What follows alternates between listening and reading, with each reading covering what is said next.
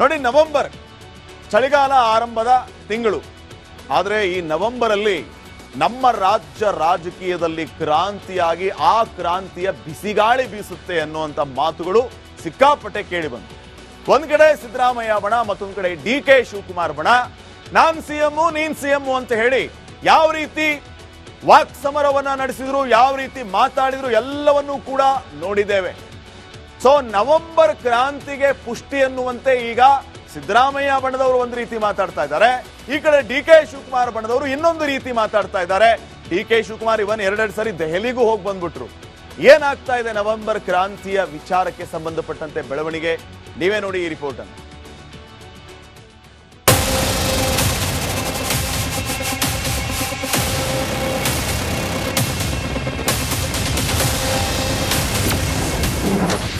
ಸಿದ್ದು ಕೆಳಗಿಳಿದರೆ 28 ಲಕ್ಷ ಜನರಿಂದ ಮುತ್ತಿಗೆ,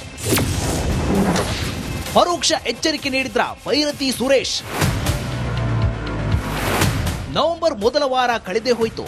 ಅರ್ಧ ವಾರ್ಷಿಕ ಪರೀಕ್ಷೆ ಕಳೆದು ರಜೆ ಮುಗಿಸಿ ಬರೋದ್ರೊಳಗೆ ನವೆಂಬರ್ ಕ್ರಾಂತಿ ಆಗಿಯೇ ಬಿಡುತ್ತೆ ಅಂತ ಗೌಜು ಗದ್ದಲ ಸೃಷ್ಟಿಸಿತ್ತು. ಕಾಂಗ್ರೆಸ್ ಪಾಳೆಯದಲ್ಲಿ ಕ್ರಾಂತಿ ಕವನ ಮೊಳಗುವ ಲಕ್ಷಣಗಳೇ ಕಾಣಿಸ್ತಿಲ್ಲ. ಇದರ ಮಧ್ಯೆ ಸಿದ್ದರಾಮಯ್ಯ ಬದಲಾವಣೆ ಸ್ಥಿತಿ ಬರೋದಿಲ್ಲ, 28 ಲಕ್ಷ ಜನ ಮುತ್ತಿಗೆ ಹಾಕುವ ಸ್ಥಿತಿಯೂ ಬರಲ್ಲ ಎಂದು ಹೇಳುವ ಮೂಲಕ ಸಚಿವ ಭೈರತಿ ಸುರೇಶ್ ಸಂಚಲನ ಮೂಡಿಸಿದ್ದಾರೆ. ನಾವು 25 ಲಕ್ಷ ಜನ ನಾವು ಹೋಗ್ತೀವಿ ಅಂತ ಸಂದರ್ಭ ಬರಲ್ಲ. ವರ್ತೂರ್ ಪ್ರಕಾಶ್ ಅವರಂತ ಈ ಸಂದರ್ಭದಲ್ಲಿ ಹೇಳಕ್ಕೆ ಸಂದರ್ಭ ಬರಲ್ಲ. ಕರ್ನಾಟಕ ರಾಜ್ಯದ ಮುಖ್ಯಮಂತ್ರಿಯಾಗಿ ಸಿದ್ದರಾಮಯ್ಯನವರು ಇದ್ದಾರೆ. ನಮ್ಮ ರಾಜ್ಯದ KPCC ಅಧ್ಯಕ್ಷ ಆದ ಉಪಮುಖ್ಯಮಂತ್ರಿಗಳಾದ DK ಶಿವಕುಮಾರ್ ಅವರು ಇರ್ತಾರೆ. ನಮ್ಮ ಹೈಕಮಾಂಡ್ ಇದೆ. ಸಿಎಂ ಕುರ್ಚಿಗೆ ಕೈ ಹಾಕಿದ್ರೆ ಕಾಂಗ್ರೆಸ್ ಕತೆ ಮುಗಿದಂತೆ. ಸಿದ್ದರಾಮಯ್ಯ ಪರ ಬಿಜೆಪಿ ನಾಯಕರು ಬ್ಯಾಟ್ ಬೀಸುತ್ತಿದ್ದಾರೆ. ಸಿಎಂ ಕುರ್ಚಿಗೆ ಕೈ ಹಾಕಿದ್ರೆ ಕಾಂಗ್ರೆಸ್ ಕತೆ ಮುಗಿದಂತೆ. ಅಹಿಂದ ವರ್ಗದವರೆಲ್ಲ ಸಿದ್ದರಾಮಯ್ಯ ಹಿಂದೆ ನಿಲ್ಲಬೇಕು, ಸಿಎಂ ಕುರ್ಚಿಗೆ ಕೈ ಹಾಕಿದ್ರೆ ಕಾಂಗ್ರೆಸ್ ಗೇರವ್ ಹಾಕಬೇಕು ಎಂದು ವರ್ತೂರ್ ಪ್ರಕಾಶ್ ಹೇಳಿದ್ದಾರೆ. ನಾನು ಕರೆ ಕೊಡ್ತಾ ಇದ್ದೀನಿ ಈ ರಾಜ್ಯದ ಜನತೆಗೆ. ಕಾಂಗ್ರೆಸ್ ಪಕ್ಷದ ಹೈಕಮಾಂಡ್ ಏನಾದ್ರೂ ಸಿದ್ದರಾಮಯ್ಯ ಕುರ್ಚಿಗೆ ನನ್ನ ಕೈ ಇಕ್ಕಿದ್ರೆ ಸುಮಾರು 25 ಲಕ್ಷ ಜನ ಕಾಂಗ್ರೆಸ್ ಪಕ್ಷಕ್ಕೆ ನಾವು ಹೋಗಿ ಗೆಲುವು ಮಾಡಬೇಕು ಅಂತಕ್ಕಂಥ ಮಾತನ್ನ ಈ ರಾಜ್ಯದ ಜನತೆ ಕರೆ ಕೊಡ್ತಾ ಇದ್ದೀನಿ. ಸಿದ್ದರಾಮಯ್ಯ ಕೆಳಗಿಳಿಸಿದರೆ ಸರ್ಕಾರ ಪತನ. ನಾಯಕತ್ವ ಬದಲಾವಣೆ ಚಟುವಟಿಕೆ ನಡೆದಿದೆ ಮತ್ತು ನಾ ಹಿಂದಿನೂ ಹೇಳಿದಾಗೆ ಸಿದ್ದರಾಮಯ್ಯನವರು DK ಶಿವಕುಮಾರ್ ಮುಖ್ಯಮಂತ್ರಿ ಮಾಡಲಿಕ್ಕೆ ಒಪ್ಪುವುದೇ ಇಲ್ಲ ಮತ್ತು ಅದಕ್ಕೆ ಅದೇ ರೀತಿಯಾದಂಥ ಒತ್ತಡ ಸ್ಟಾರ್ಟ್ ಆದರೆ ಸರ್ಕಾರ ಕೊಲ್ಯಾಪ್ಸ್ ಆಗ್ತದೆ, ಸರ್ಕಾರ ಪತನದ ಹಾದಿಗೆ ಹೋಗ್ತದೆ. DK ಶಿವಕುಮಾರ್ ಆದಷ್ಟು ಬೇಗ ಸಿಎಂ ಆಗ್ತಾರೆ. ತುಮಕೂರಿನಲ್ಲಿ ಗುರುಗಿರಿ ಸಿದ್ದೇಶ್ವರ ಸ್ವಾಮಿ ಸನ್ನಿಧಿಯಲ್ಲಿ ಅಭಿಮಾನಿಯೊಬ್ಬರು DKಶಿ ಯಾವಾಗ ಸಿಎಂ ಆಗ್ತಾರೆ ಎಂದು ಪ್ರಶ್ನೆ ಮಾಡಿದ್ರು. ಆಗ ದೈವ ಆದಷ್ಟು ಬೇಗ ಸಿಎಂ ಆಗ್ತಾರೆ ಎಂದು ಭವಿಷ್ಯ ನುಡಿದಿದೆ. ಅದೆಲ್ಲ ವಿಚಾರ ಆಯ್ತಲ್ಲ, ನನ್ನ ಮೇಲೆ ನಂಬಿಕೆ ವಿಶ್ವಾಸ ಇಟ್ಟು ಆ ಪ್ರಸಾದವನ್ನು ಇಟ್ಕೊಳ್ಳಿ, ಆದಷ್ಟು ಶೀಘ್ರತೆಯಲ್ಲಿ ಅವರು ಉನ್ನತ ಸ್ಥಾನಕ್ಕೆ ಕೂರಿಸುವಂತ ಜವಾಬ್ದಾರಿ ನಮ್ಮದು. Bureau report, republic Kannada. Siddaramaiah ಕುರ್ಚಿಗೆ ನನ್ನ ಕೈ ಇಕ್ಕಿದ್ರೆ ಸುಮಾರು 25 ಲಕ್ಷ ಜನ ಕಾಂಗ್ರೆಸ್ ಪಕ್ಷಕ್ಕೆ ನಾವು ಹೋಗಿ ಗೆಲುವು ಮಾಡಬೇಕು ಅಂತಕ್ಕಂಥ ಮಾತನ್ನ ಈ ರಾಜ್ಯದ ಜನತೆ ಕರೆ ಕೊಡ್ತಾ ಇದ್ದೀನಿ. ಸಿದ್ದರಾಮಯ್ಯ ಕೆಳಗಿಳಿಸಿದರೆ ಸರ್ಕಾರ ಪತನ. ನಾಯಕತ್ವ ಬದಲಾವಣೆ ಚಟುವಟಿಕೆ ನಡೆದಿದೆ ಮತ್ತು ನಾ ಹಿಂದಿನೂ ಹೇಳಿದಾಗೆ ಸಿದ್ದರಾಮಯ್ಯನವರು DK ಶಿವಕುಮಾರ್ ಮುಖ್ಯಮಂತ್ರಿ ಮಾಡಲಿಕ್ಕೆ ಒಪ್ಪುವುದೇ ಇಲ್ಲ ಮತ್ತು ಅದಕ್ಕೆ ಅದೇ ರೀತಿಯಾದಂಥ ಒತ್ತಡ ಸ್ಟಾರ್ಟ್ ಆದರೆ ಸರ್ಕಾರ ಕೊಲ್ಯಾಪ್ಸ್ ಆಗ್ತದೆ, ಸರ್ಕಾರ ಪತನದ ಹಾದಿಗೆ ಹೋಗ್ತದೆ. DK ಶಿವಕುಮಾರ್ ಆದಷ್ಟು ಬೇಗ ಸಿಎಂ ಆಗ್ತಾರೆ. ತುಮಕೂರಿನಲ್ಲಿ ಗುರುಗಿರಿ ಸಿದ್ದೇಶ್ವರ ಸ್ವಾಮಿ ಸನ್ನಿಧಿಯಲ್ಲಿ ಅಭಿಮಾನಿಯೊಬ್ಬರು DKಶಿ ಯಾವಾಗ ಸಿಎಂ ಆಗ್ತಾರೆ ಎಂದು ಪ್ರಶ್ನೆ ಮಾಡಿದ್ರು. ಆಗ ದೈವ ಆದಷ್ಟು ಬೇಗ ಸಿಎಂ ಆಗ್ತಾರೆ ಎಂದು ಭವಿಷ್ಯ ನುಡಿದಿದೆ. ಅದೆಲ್ಲ ವಿಚಾರ ಆಯ್ತಲ್ಲ, ನನ್ನ ಮೇಲೆ ನಂಬಿಕೆ ವಿಶ್ವಾಸ ಇಟ್ಟು ಆ ಪ್ರಸಾದವನ್ನು ಇಟ್ಕೊಳ್ಳಿ, ಆದಷ್ಟು ಶೀಘ್ರತೆಯಲ್ಲಿ ಅವರು ಉನ್ನತ ಸ್ಥಾನಕ್ಕೆ ಕೂರಿಸುವಂತ ಜವಾಬ್ದಾರಿ ನಮ್ಮದು. Bureau report, republic Kannada. ನೋಡಿ, ನವೆಂಬರ್ ಚಳಿಗಾಲ ಆರಂಭದ ತಿಂಗಳು. ಆದರೆ ಈ ನವೆಂಬರ್ ಅಲ್ಲಿ ನಮ್ಮ ರಾಜ್ಯ ರಾಜಕೀಯದಲ್ಲಿ ಕ್ರಾಂತಿಯಾಗಿ ಆ ಕ್ರಾಂತಿಯ ಬಿಸಿಗಾಳಿ ಬೀಸುತ್ತೆ ಅನ್ನುವಂಥ ಮಾತುಗಳು ಸಿಕ್ಕಾಪಟ್ಟೆ ಕೇಳಿ ಬಂತು. ಒಂದ್ ಕಡೆ ಸಿದ್ದರಾಮಯ್ಯ ಬಣ, ಮತ್ತೊಂದ್ ಕಡೆ DK ಶಿವಕುಮಾರ್ ಬಣ.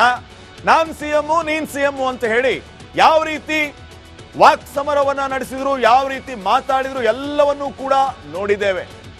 ಸೊ ನವೆಂಬರ್ ಕ್ರಾಂತಿಗೆ ಪುಷ್ಟಿ ಅನ್ನುವಂತೆ ಈಗ ಸಿದ್ದರಾಮಯ್ಯ ಬಣದವರು ಒಂದು ರೀತಿ ಮಾತಾಡ್ತಾ ಇದ್ದಾರೆ, ಈ ಕಡೆ DK ಶಿವಕುಮಾರ್ ಬಣದವರು ಇನ್ನೊಂದು ರೀತಿ ಮಾತಾಡ್ತಾ ಇದ್ದಾರೆ.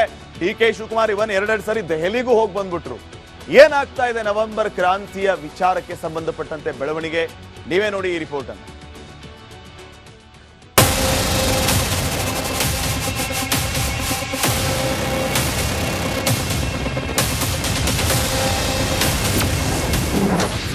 ಸಿದ್ದು ಕೆಳಗಿಳಿದರೆ 28 ಲಕ್ಷ ಜನರಿಂದ ಮುತ್ತಿಗೆ, ಪರೋಕ್ಷ ಎಚ್ಚರಿಕೆ ನೀಡಿದ್ರ ಭೈರತಿ ಸುರೇಶ್. ನವೆಂಬರ್ ಮೊದಲ ವಾರ ಕಳೆದೇ ಹೋಯಿತು. ಅರ್ಧ ವಾರ್ಷಿಕ ಪರೀಕ್ಷೆ ಕಳೆದು ರಜೆ ಮುಗಿಸಿ ಬರೋದ್ರೊಳಗೆ ನವೆಂಬರ್ ಕ್ರಾಂತಿ ಆಗಿಯೇ ಬಿಡುತ್ತೆ ಅಂತ ಗೌಜು ಗದ್ದಲ ಸೃಷ್ಟಿಸಿತ್ತು. ಕಾಂಗ್ರೆಸ್ ಪಾಳೆಯದಲ್ಲಿ ಕ್ರಾಂತಿ ಕವನ ಮೊಳಗುವ ಲಕ್ಷಣಗಳೇ ಕಾಣಿಸ್ತಿಲ್ಲ. ಇದರ ಮಧ್ಯೆ ಸಿದ್ದರಾಮಯ್ಯ ಬದಲಾವಣೆ ಸ್ಥಿತಿ ಬರೋದಿಲ್ಲ, 28 ಲಕ್ಷ ಜನ ಮುತ್ತಿಗೆ ಹಾಕುವ ಸ್ಥಿತಿಯೂ ಬರಲ್ಲ ಎಂದು ಹೇಳುವ ಮೂಲಕ ಸಚಿವ ಭೈರತಿ ಸುರೇಶ್ ಸಂಚಲನ ಮೂಡಿಸಿದ್ದಾರೆ.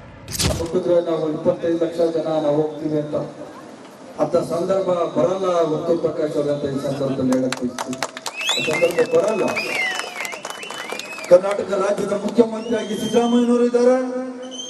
ನಮ್ಮ ರಾಜ್ಯದ KPCC ಅಧ್ಯಕ್ಷರಾದ ಉಪಮುಖ್ಯಮಂತ್ರಿಗಳಾದ DK ಶಿವಕುಮಾರ್ ಅವರು ಇರ್ತಾರೆ. ನಮ್ಮ ಹೈಕಮಾಂಡ್ ಇದೆ. ಸಿಎಂ ಕುರ್ಚಿಗೆ ಕೈ ಹಾಕಿದ್ರೆ ಕಾಂಗ್ರೆಸ್ ಕತೆ ಮುಗಿದಂತೆ.